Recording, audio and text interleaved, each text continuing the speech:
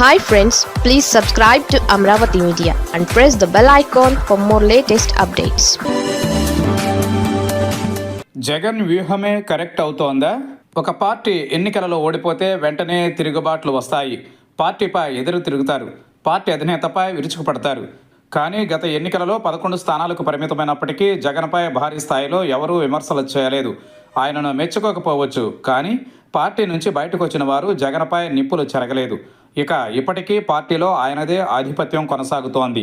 ఓడిపోయిన తర్వాత అయినా ఆయన పార్టీ నాయకులకు అందుబాటులో ఉంటున్నారా అంటే లేదు. అయినప్పటికీ పార్టీ నాయకులకు జగన్ అంటే బెరుకే. ఇప్పుడు ఇవి రాజకీయ వర్గాలలో చర్చకొచ్చాయి. రాష్ట్రంలోని ఓ పార్టీలో జరుగుతున్న పరిణామాలను పోల్చుతున్న విశ్లేషకులు పార్టీపై పట్టు విషయంలో జగన్ అనుసరిస్తున్న విధానాలే కారణమని చెబుతున్నారు.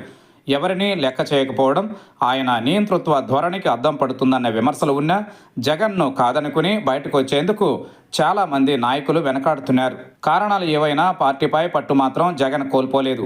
వాస్తవానికి 11 స్థానాలు మాత్రమే దక్కిన నేపథ్యంలో కీలక నేతలు కొందరు తిరుగుబాటు బావుట ఎగరవేస్తారని అనుకున్నారు. కానీ అలా జరగలేదు. వెళ్ళిన వారు వెళ్ళిపోయినా మిగిలిన వారు మౌనంగా ఉన్నారు. నిజానికి ఇప్పటికీ చాలామంది జగన్ అపాయింట్మెంట్ కోసం ఎదురు చూస్తున్నారు. అయినా ఆయన వారిని పెద్దగా పట్టించుకోవడం లేదు. అంతేకాదు, నిరసనలు, ధర్నాలకు కూడా ఆయన ఇప్పటి వరకు హాజరు కాలేదు.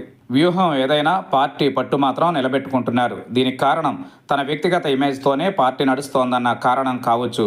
లేకపోతే ఇప్పుడు ఒకరికి అవకాశం ఇస్తే మరింత మంది ఇలానే లైన్లో నిలబడతారన్న వ్యూహం కావచ్చు. ఏది ఏమైనా జగన్ మాత్రం పార్టీ విషయంలో ఆది నుంచి ఎలాంటి వైఖరిని అవలంబిస్తున్నారు, అదే ధోరణిని పాటిస్తున్నారు. పోయిన వారిని బ్రతిమాలరు, ఉన్నవారిని బుజ్జగించరు. ఇది ఇతర పార్టీల సంగతి ఎలా ఉన్నప్పటికీ వైసీపీలో మాత్రం ఆది నుంచి జరుగుతున్నదే. మరి ఇది కరెక్టేనా కాదా అంటే సమాధానం లేదు.